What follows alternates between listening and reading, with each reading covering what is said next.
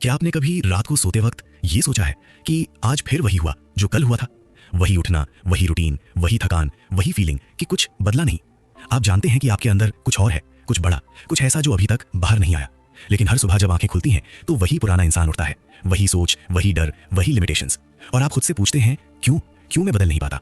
सच ये है कि प्रॉब्लम आपकी कैपेबिलिटी में नहीं है, प्रॉब्लम आपके दिमाग की वायरिंग में है। जिस तरह एक पुराना कंप्यूटर स्लो हो जाता है क्योंकि उसमें गलत प्रोग्राम्स इंस्टॉल हैं, उसी तरह आपका दिमाग भी उन्हीं पैटर्न्स पर चलता रहता है जो सालों पहले सेट हुए थे। और जब तक वो वायरिंग नहीं बदलती, जिंदगी नहीं बदलती। लेकिन आज जो आप सुनने वाले हैं वो सिर्फ मोटिवेशन नहीं है, ये एक ट्रांसफॉर्मेशन है। आज हम बात करेंगे उन 10 ऐसी हैबिट्स की जो आपके दिमाग को लिटरली रीवायर कर देती हैं।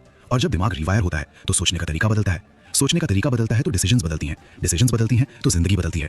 ये कोई जादू नहीं है, ये न्यूरोसाइंस है, ये साइकोलॉजी है, ये वो सच्चाई है जो दुनिया के सबसे सक्सेसफुल लोग जानते हैं और जीते हैं। लेकिन एक बात पहले समझ लेते हैं, हैबिट सिर्फ कोई काम नहीं होता जो आप रोज करते हैं। हैबिट एक आइडेंटिटी है। जब आप रोज कुछ करते हैं तो धीरे धीरे आप वो बन जाते हैं। एक इंसान जो रोज पढ़ता है वो रीडर बन जाता है, एक इंसान जो रोज चलता है वो डिसिप्लिन बन जाता है, और एक इंसान जो रोज सही हैबिट्स फॉलो करता है वो इंसान बन जाता है जो वो बनना चाहता था।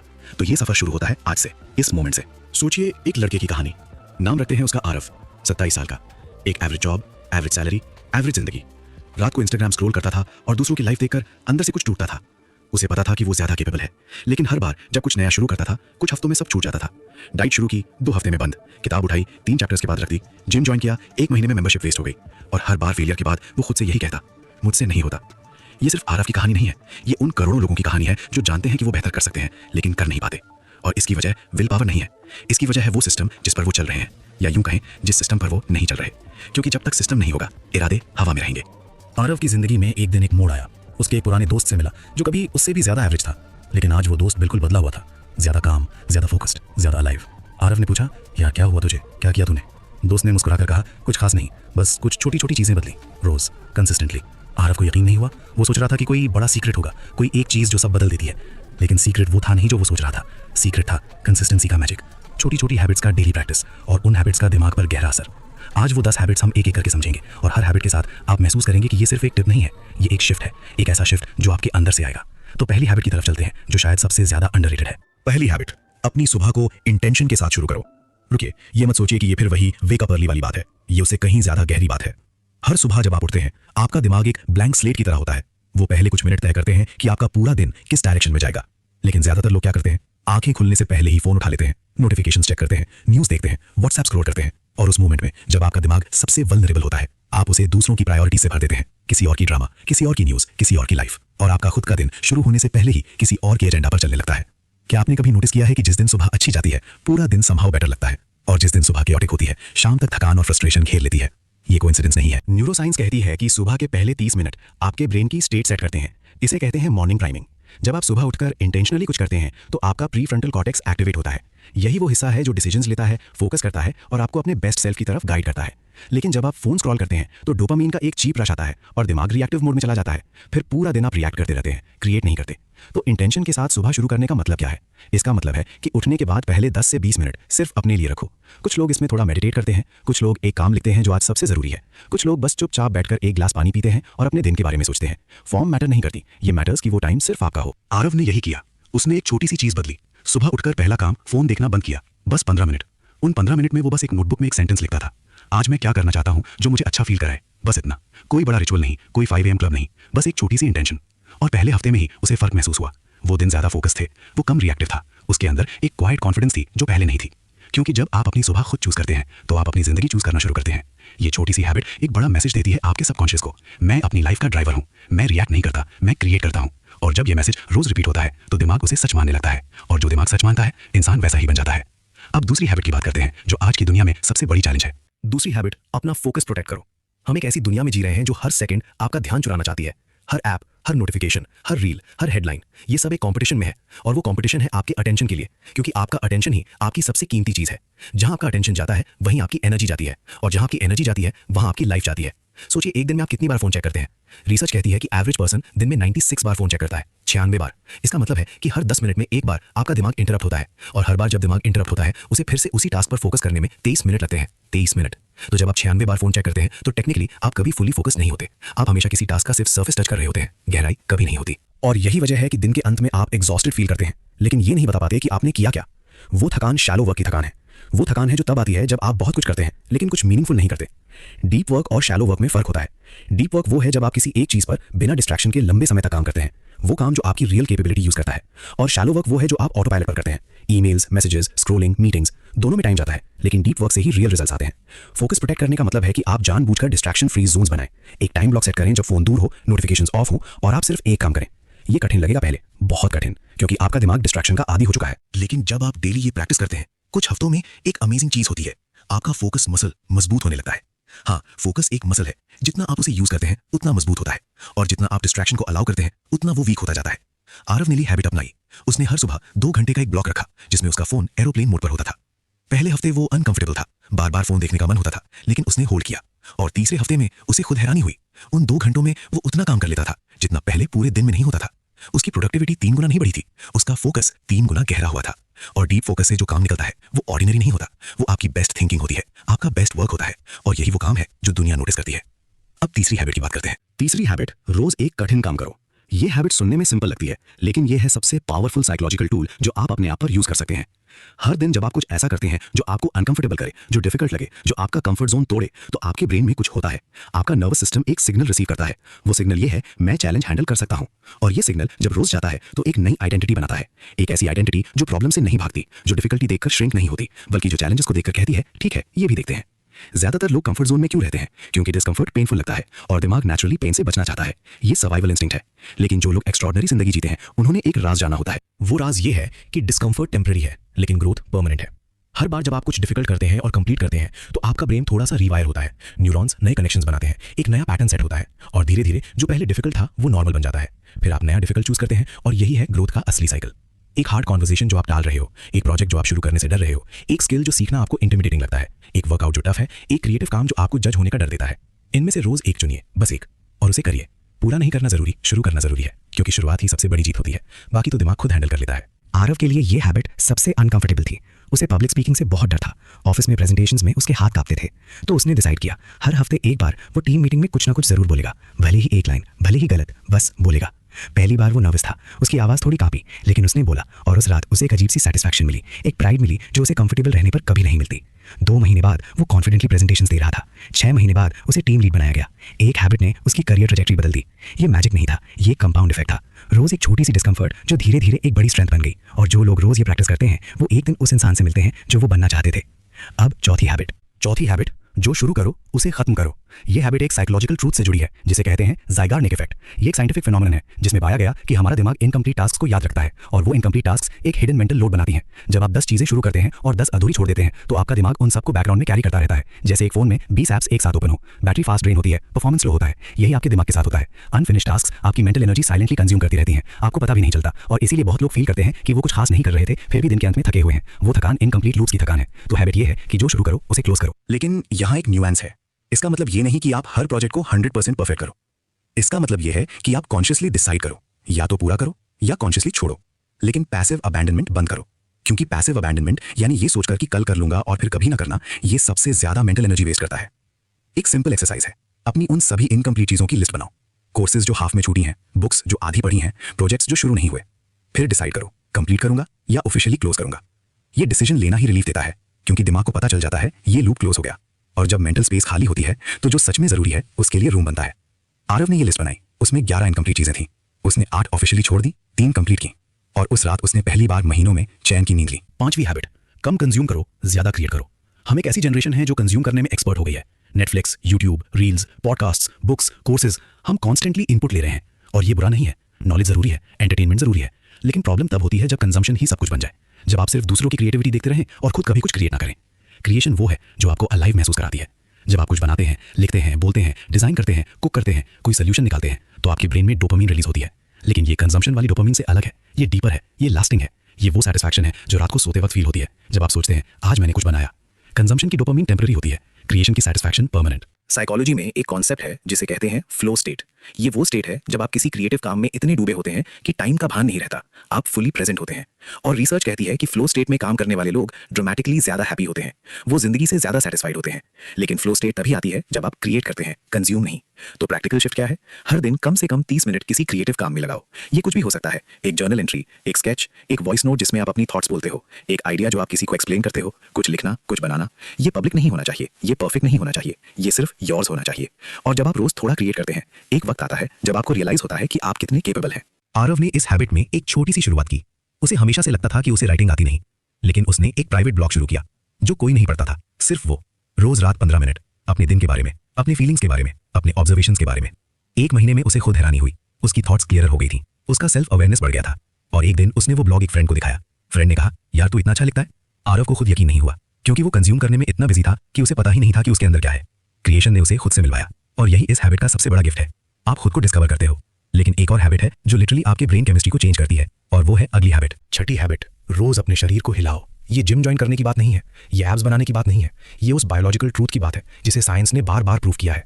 जब आप मूव करते हैं तो आपका ब्रेन केमिकल्स रिलीज करता है जो लिटरली आपको बेटर फील कराते हैं, बेटर थिंक कराते हैं और स्ट्रॉन्गर बनाते हैं। BDNF नाम का एक प्रोटीन है, इसे साइंटिस्ट्स ब्रेन फर्टिलाइजर कहते हैं। एक्सरसाइज करने पर ये रिलीज होता है, ये नए न्यूरॉन्स बनाता है, लर्निंग को इंप्रूव करता है, मेमोरी को शार्प करता है, डिप्रेशन को रिड्यूस करता है। इसके अलावा एंडोर्फिन्स, सेरोटोनिन, डोपामिन, ये सब फिजिकल मूवमेंट से रिलीज होते हैं। ये नेचुरल एंटी डिप्रेसेंट्स हैं और इनका असर किसी भी मेडिसिन से ज्यादा लास्टिंग होता है।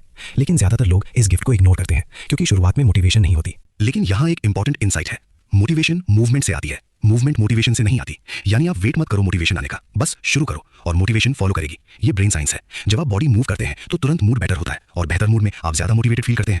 तो हैबिट ये नहीं है कि आप रोज 1 घंटे जिम करो, हैबिट ये है कि रोज कुछ फिजिकल करो, चाहे 10 मिनट वॉक हो, चाहे घर पे स्ट्रेचिंग हो, चाहे स्टेयर्स यूज करना हो, चाहे डांस हो अकेले अपने रूम में। मूवमेंट का फॉर्म मैटर नहीं करता, मूवमेंट का होना मैटर करता है। आरव ने बस रोज 20 मिनट की वॉक शुरू की, बिना ईयरफोन्स के, बस वॉक। और उसने नोटिस किया कि जिन दिनों वो चलता था उन दिनों उसकी थिंकिंग ज्यादा क्लियर होती थी, प्रॉब्लम्स के सॉल्यूशंस ज्यादा नेचुरल आते थे, एक क्लैरिटी होती थी जो बाकी दिनों में नहीं होती। 7वीं हैबिट, जर्नल करो, खुद को समझो। अब बात करते हैं एक ऐसी हैबिट की जो शायद सबसे कम अंडर एस्टिमेट की जाती है, जर्नलिंग। जब लोग ये सुनते हैं तो सोचते हैं ये तो डायरी लिखना है, ये छोटे बच्चे करते हैं। लेकिन दुनिया के सबसे सक्सेसफुल, सबसे क्रिएटिव, सबसे इमोशनली इंटेलिजेंट लोग जर्नलिंग करते हैं। मार्कस ऑरेलियस ने जर्नल लिखा, लियोनार्डो दा विंची ने जर्नल लिखा, आज के CEOs, आर्टिस्ट्स, एथलीट्स सब जर्नल करते हैं। क्यों? क्योंकि जर्नलिंग एक मिरर है। जब आप अपने थॉट्स को वर्ड्स में लिखते हैं तो वो थॉट्स जो आपके दिमाग में स्कैटर्ड थी वो ऑर्गेनाइज हो जाती हैं। आप खुद को आउटसाइड से देख पाते हैं, और ये पर्सपेक्टिव शिफ्ट एक्स्ट्रॉर्डिनरी होती है। हम सब अपने दिमाग के अंदर से सोचते हैं, और जब हम अंदर से सोचते हैं तो हम अपने ओन बायसेस, फियर्स और पैटर्न्स को क्लियरली नहीं देख पाते। लेकिन जब आप लिखते हैं तो एक डिस्टेंस बनती है, आप ऑब्जर्वर बन जाते हैं, और ऑब्जर्वर बनने से आप रिस्पॉन्ड करते हैं, रिएक्ट नहीं करते। साइकोलॉजिस्ट्स इसे एक्सप्रेसिव राइटिंग कहते हैं। रिसर्च शो करती है कि जो लोग रेगुलरली अपने थॉट्स और फीलिंग्स लिखते हैं उनमें एंजाइटी कम होती है, क्लैरिटी ज्यादा होती है और डिसीजन मेकिंग बेटर होती है। जर्नलिंग के कई तरीके हैं। एक सबसे सिंपल ये है, रात को सोने से पहले 3 सवालों के जवाब लिखो। पहला, आज क्या अच्छा हुआ। दूसरा, आज मैंने क्या सीखा। तीसरा, कल मैं क्या बेहतर करूंगा। बस 3 सवाल, 5 मिनट। लेकिन ये प्रैक्टिस आपके ब्रेन को ट्रेन करती है कि वो हर दिन को ग्रोथ के लेंस से देखे, और जब ब्रेन हर दिन को ग्रोथ से देखता है तो हर दिन मीनिंगफुल बन जाता है। आरव ने जर्नलिंग को सीरियसली नहीं लिया था। उसे लगता था कि उसके पास लिखने को कुछ है नहीं। पर एक रात जब वो बहुत ओवरवेल्म था, उसने बस ओपन नोटबुक में लिखना शुरू किया, बिना सोचे, बस जो मन में था लिखता गया। 20 मिनट बाद जब उसने रुककर पढ़ा तो उसे खुद हैरानी हुई। उसने रियलाइज किया कि उसकी असली प्रॉब्लम क्या थी, जो उसे खुद से बात करके समझ नहीं आई, वो कागज पर लिखने से क्लियर हो गई। वो रात उसके लिए एक टर्निंग पॉइंट था। उसने डिसाइड किया कि जर्नलिंग अब रोज होगी, और महीनों बाद जब उसने पुरानी एंट्रीज पढ़ी तो उसने अपना ट्रांसफॉर्मेशन खुद देखा, शब्दों में, अपने ही शब्दों में। और उस मोमेंट में उसे रियलाइज हुआ कि वो कितना ग्रो कर चुका था। जर्नलिंग सिर्फ डायरी नहीं है, ये आपकी ग्रोथ का सबसे ऑनेस्ट डॉक्यूमेंट है। 8वीं हैबिट, रोज एक यूजफुल चीज सीखो। हम एक ऐसे वर्ल्ड में जी रहे हैं जो एक्सपोनेंशियल स्पीड से चेंज हो रहा है। जो स्किल 10 साल पहले रेलेवेंट थी वो आज ऑब्सोलीट हो सकती है। जो नॉलेज आज नीश है वो कल मेन स्ट्रीम हो सकती है। इस वर्ल्ड में जो लोग ग्रो करते हैं वो हैं जो लर्नर बने रहते हैं, हर दिन, हर हफ्ते, कंसिस्टेंटली। लेकिन लर्निंग का मतलब ये नहीं कि आप 10 कोर्सेज एनरोल करो और सब अधूरे छोड़ दो। लर्निंग का मतलब है इंटेंशनल, फोकस्ड, डेली क्यूरियोसिटी। सिर्फ 20 मिनट हर दिन एक टॉपिक पर डीप। ये 20 मिनट एक साल में 120 घंटे हो जाते हैं। 120 घंटे किसी एक स्किल पर, और 120 घंटे किसी भी इंसान को उस टॉपिक में जेन्युइनली केपेबल बना सकते हैं। ये मैथ है, ये पॉसिबल है। लेकिन यहाँ जरूरी ये है कि जो सीखो उसे यूज करो। नॉलेज जो अप्लाई नहीं होती वो नॉलेज नहीं रहती, वो इन्फॉर्मेशन बन जाती है जो स्लोली फेड हो जाती है। तो जब आप कुछ सीखे उसे उसी दिन किसी को एक्सप्लेन करें, चाहे खुद से, चाहे जर्नल में, चाहे किसी फ्रेंड को। ये टीचिंग इफेक्ट कहलाता है। जब हम किसी को सिखाते हैं तो हमारी ओन अंडरस्टैंडिंग 3 गुना गहरी हो जाती है। आरव ने डिसाइड किया कि वो हर दिन एक यूट्यूब वीडियो देखेगा किसी यूजफुल स्किल पर। कोई रोज एक पेज किसी बुक का पढ़ता है, कोई रोज एक पॉडकास्ट एपिसोड सुनता है। फॉर्म आपकी है, लेकिन इंटेंशन क्लियर होनी चाहिए। आज मैं क्या सीखूंगा, ये सवाल रोज सुबह पूछो और जवाब ढूंढो। ये क्यूरियोसिटी आपको अलाइव रखती है। ये वो हैबिट है जो इंटेलेक्चुअली आपको हमेशा यंग रखती है। 9वीं हैबिट, जो ड्रेन करे उसे कट करो। ये हैबिट सबसे डिफिकल्ट है, इसलिए ज्यादातर लोग ये नहीं करते। हम सब अपनी जिंदगी में कुछ ऐसी चीजें कैरी करते हैं जो हमें ड्रेन करती हैं। कुछ रिलेशनशिप्स जो टॉक्सिक हैं, कुछ हैबिट्स जो समय बर्बाद करती हैं, कुछ एनवायरमेंट्स जो नेगेटिव हैं, कुछ कमिटमेंट्स जो हमारी वैल्यू से मैच नहीं करते, और हम उन्हें कैरी करते रहते हैं। क्यों? क्योंकि छोड़ना पेनफुल लगता है, क्योंकि गिल्ट होती है, क्योंकि सोचते हैं शायद ये बदल जाए। लेकिन सच्चाई ये है कि जो चीजें आपको ड्रेन करती हैं वो चीजें उस एनर्जी को यूज कर लेती हैं जो आपकी ग्रोथ के लिए थी। इमेजिन करो एक फोन जिसकी बैटरी 100% है, लेकिन बैकग्राउंड में 20 ऐप्स चल रही हैं जो जरूरी नहीं है।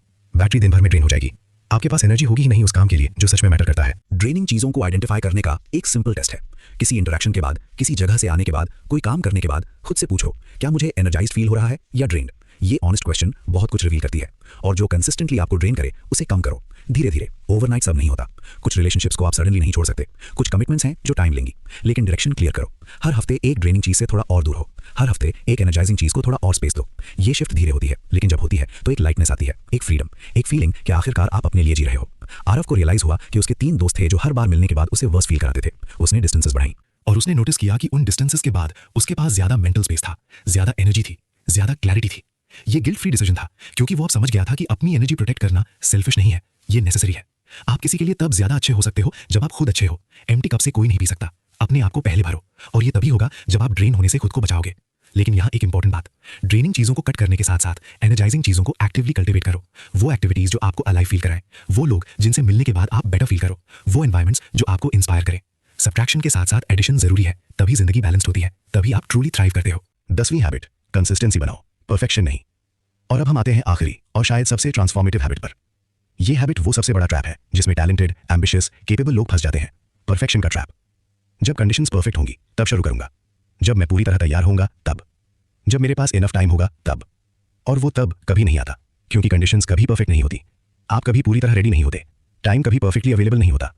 परफेक्शनिज्म एक ब्यूटीफुल डिस्गाइज में हिडन प्रोक्रेस्टिनेशन है। ये फील कराता है कि आप स्टैंडर्ड्स हाई रख रहे हो, लेकिन असल में ये फियर है, फेलियर का डर, जजमेंट का डर, इम्परफेक्ट दिखने का डर। और इस फियर की वजह से आप कुछ करते ही नहीं। कंसिस्टेंसी का मतलब ये नहीं कि आप हर दिन परफेक्ट परफॉर्म करो। कंसिस्टेंसी का मतलब है कि आप हर दिन शो अप करो, चाहे 10% एनर्जी पर, चाहे आधे मन से, चाहे बहुत कम करो, लेकिन करो। क्योंकि एक इम्परफेक्ट एक्शन 100 परफेक्ट इंटेंशन से ज्यादा पावरफुल होती है। कंपाउंड इफेक्ट तब काम करता है जब आप कंसिस्टेंटली छोटे छोटे स्टेप्स लेते हो। एक दिन में 1% बेहतर होना सुनने में बहुत कम लगता है, लेकिन 365 दिनों में 1% डेली इंप्रूवमेंट से आप 37 गुना बेटर हो जाते हो। 37 गुना, ये मैथ है, ये मैजिक नहीं है। तो हैबिट ये है कि हर दिन का एक नॉन नेगोशिएबल मिनिमम रखो, इतना छोटा कि फेल होना इम्पॉसिबल लगे। 5 minute journal, 10 minute walk, 1 page पढ़ना, 1 पुशअप। ये हंसने वाली बात लगती है, लेकिन ये काम करती है। क्यों? क्योंकि जब आप रोज वो मिनिमम करते हो तो आइडेंटिटी बिल्ड होती है। मैं वो इंसान हूं जो रोज वॉक करता है, मैं वो इंसान हूं जो रोज पढ़ता है, मैं वो इंसान हूं जो रोज कुछ क्रिएट करता है। ये आइडेंटिटी शिफ्ट सबसे पावरफुल चीज है जो आपके साथ हो सकती है, क्योंकि जब आप खुद को उस तरह देखने लगते हो तो आपके डिसीजंस ऑटोमेटिकली उस आइडेंटिटी के साथ अलाइन होने लगते हैं। आरव ने ये हैबिट सबसे लास्ट में अडॉप्ट की, और उसने महसूस किया कि ये हैबिट बाकी सभी हैबिट्स को होल्ड करती है। जिस दिन मोटिवेशन नहीं था उस दिन भी उसने मिनिमम किया, जिस दिन टायर्ड था उस दिन भी, जिस दिन लाइफ मैसी थी उस दिन भी। और इस कंसिस्टेंसी ने एक सॉलिड फाउंडेशन बनाई, एक फाउंडेशन जिस पर उसकी पूरी नई लाइफ खड़ी हुई। आरव की कहानी का अंत वो नहीं था जो हम मूवीज में देखते हैं। कोई ड्रामेटिक ओवरनाइट ट्रांसफॉर्मेशन नहीं थी, कोई एक मोमेंट नहीं था जब सब बदल गया। बदलाव धीरे धीरे था, इतना धीरे कि कभी कभी उसे खुद भी नोटिस नहीं होता था। लेकिन एक दिन करीब 1 साल बाद उसने एक पुरानी फोटो देखी, और उस फोटो में वो जो दिखता था वो अब नहीं था, ना फिजिकली ना मेंटली। उस पुराने आरव के चेहरे पर एक थकान थी, एक डलनेस थी, और अब के आरव में एक अलाइव क्वालिटी थी, एक स्पार्क जो पहले नहीं थी। उसने वो फोटो देखी और उसकी आंखें भर आईं। ये टीयर्स ऑफ रिग्रेट नहीं थे, ये टीयर्स ऑफ प्राइड थे। उसे रियलाइज हुआ कि उसने खुद को बनाया था, habit by habit, day by day. कोई जादू नहीं, कोई शॉर्टकट नहीं, बस रोज की छोटी छोटी चॉइसेस। और यही सच्चाई है, आपकी जिंदगी आपकी हैबिट्स का रिफ्लेक्शन है। जैसी हैबिट्स वैसी जिंदगी। ये हार्श लग सकता है, लेकिन ये एम्पावरिंग भी है, क्योंकि इसका मतलब है कि आप अपनी जिंदगी को डिजाइन कर सकते हो, एक हैबिट एट अ टाइम। आपको सब एक साथ नहीं बदलना है। आज एक हैबिट चूज करो, बस एक, जो आपको सबसे ज्यादा रेजोनेट करे, जो आपके लिए सबसे जरूरी लगे। और वो एक हैबिट नेक्स्ट 30 दिन तक कंसिस्टेंटली प्रैक्टिस करो। सिर्फ 30 दिन, 1 महीना। और 30 दिन बाद जब आप पीछे मुड़कर देखोगे तो आप खुद सरप्राइज होंगे, क्योंकि 30 दिनों की डेली प्रैक्टिस एक हैबिट को आइडेंटिटी में बदल देती है, और एक बदली हुई आइडेंटिटी एक बदली हुई लाइफ बनाती है। ये जर्नी कठिन है, लेकिन ये वर्थ इट है, हर एक स्टेप वर्थ इट है। एपिलॉग, ये सफर आपका है। अगर आप यहां तक पहुंचे हो तो एक बात मैं दिल से कहना चाहता हूं, ये सिर्फ एक ऑडियो बुक नहीं था, ये एक इन्विटेशन था। एक इन्विटेशन उस जिंदगी की तरफ जो आप एक्चुअली जीना चाहते हो। वो जिंदगी जहां आप हर सुबह उठकर एक्साइटेड हो, जहां आप अपने पोटेंशियल को वेस्ट होते नहीं देखते, जहां आप वो इंसान हो जो आप बनना चाहते थे। वो जिंदगी पॉसिबल है, लेकिन वो आपको ढूंढने नहीं आएगी, आपको उसकी तरफ चलना होगा। एक स्टेप, एक हैबिट, एक डे एट अ टाइम। आपका दिमाग रिवायर हो सकता है, ये प्रूवन है, ये पॉसिबल है, लेकिन रिवायरिंग के लिए रेपिटेशन चाहिए, पेशेंस चाहिए, सेल्फ कंपैशन चाहिए। जब आप फेल हो तो जज मत करो खुद को, बस वापस आ जाओ, क्योंकि वापस आना ही असली स्ट्रेंथ है। जो इंसान आप आज हो वो आपकी सारी पास्ट चॉइसेस का रिजल्ट है, और जो इंसान आप कल होंगे वो आपकी आज की चॉइसेस का रिजल्ट होगा। ये मोमेंट अभी इस सेकंड में आपके पास चॉइस है, उस चॉइस को हल्के में मत लो। हर सुबह जब आप उठो, याद रखो कि आपको परफेक्ट नहीं होना है, आपको बस कंसिस्टेंट होना है, आपको बस शो अप करना है, थोड़ा थोड़ा, रोज रोज। और एक दिन आप पीछे मुड़कर देखोगे और कहोगे, मैंने ये किया, मैंने खुद को बिल्ड किया। वो फीलिंग किसी भी अचीवमेंट से बड़ी होती है, क्योंकि वो एक्सटर्नल नहीं होती, वो अंदर से आती है। ये ऑडियो बुक यहाँ खत्म होती है, लेकिन आपका सफर अभी शुरू होता है। अगर ये कंटेंट आपको टच किया हो तो कमेंट में लिखो, मैं शुरू करता हूँ, 3 शब्द, और वो 3 शब्द आपकी नई जिंदगी की पहली लाइन होंगे।